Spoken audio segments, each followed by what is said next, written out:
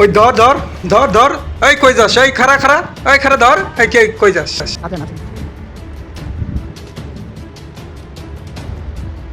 আগে ভিডিওটা দেখেন, পরে কিছু কথা বলবো।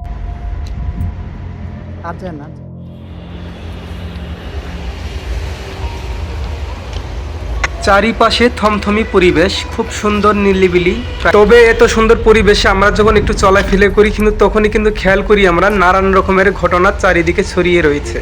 তো আমরা যখন রেল লাইন দিয়ে হাঁটতেছিলাম তখনই দেখতে পাই রেল লাইনে দুটি মহিলা একটা পুরুষ লোক তারা বসে রয়েছে। তো বসে থাকতেই পারে, এটা স্বাভাবিক। তারপর আমরা রাস্তার ডান সাইডে খেয়াল করলাম, তো সেখানে তো বসে নেই, সেখানে ইতিমধ্যে তারা কাজে ব্যস্ত, দুইজন লোক।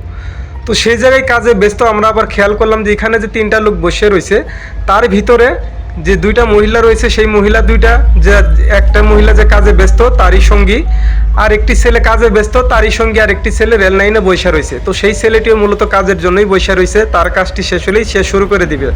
তো এখন সে তো শুরু করব, ঠিক আছে, এটা পরের কথা, কিন্তু এর ভিতরে আমাদের উপস্থিতি পেয়ে সেই মহিলা দুটো একে একে করে তারপর ওই ছেলেটি তারা কিন্তু এখান থেকে চলে যাওয়ার চেষ্টা করতেছে, এমনকি চলে যাচ্ছে। তো আমরা তাদেরকে ডাক দিতেছি না, আমরা আসলে ইতিমধ্যে খেয়াল করছি যে ডাইন পাশে যে কাজটি চলতেছে ইতিমধ্যে সেই কাজটি ওরা ধরা চলতেছে।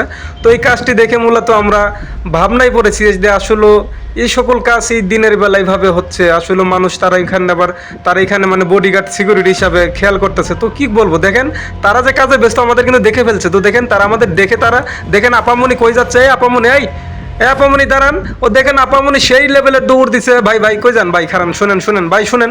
আর দেখেন সবাই দৌড় দিল। দেখেন আমাদের বাংলাদেশটা হচ্ছে মুসলিম রাষ্ট্র, এই ইসলামিক রাষ্ট্রে যেগুলা ইসলামের বিধানে নাই সেই কাজগুলা তারা অথচ কি করতেছে, দিনের বেলায় করতেছে, তাও এই রাস্তাঘাটে।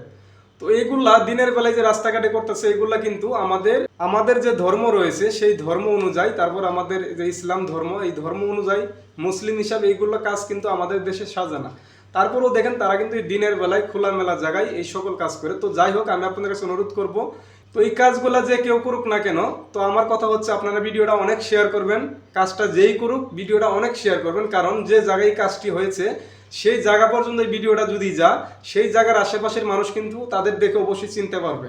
আর তাদেরকে চিনার পরে তাদেরকে যেন আইনের আওতায় এনে এগুলার একটা বিচার করা হয় আর এগুলার একটা যেন সমাধান করা হয়। কারণ এইভাবে যদি দিনের বেলা তারা এই সকল খোলামেলা জায়গায় এই সকল কাজ করে, তাহলে তাদের দেখা আরো কিছু দেখা গেছে মেয়ে ছেলে রয়েছে, তারাও দেখা গেছে এগুলার দিকে আসক্ত হবে অথবা এই ধরনের কাজ তারা করবে। তো একজনের দেখা দেখি কিন্তু আমাদের বাংলাদেশে আজকে একজনের দেখা দেখি অনেকেই এই কাজগুলা করতেছে। যেমন ধরেন রামিসার ঘটনার সময় যে রামিসার ঘটনাটা ঘটলো, তারপরে কিন্তু এখনকার রামিসার মতো হাজারো মেয়েদের এই একই অবস্থা হচ্ছে। তো এগুলা কিন্তু মানুষের দেখা দেখি মানুষে করে।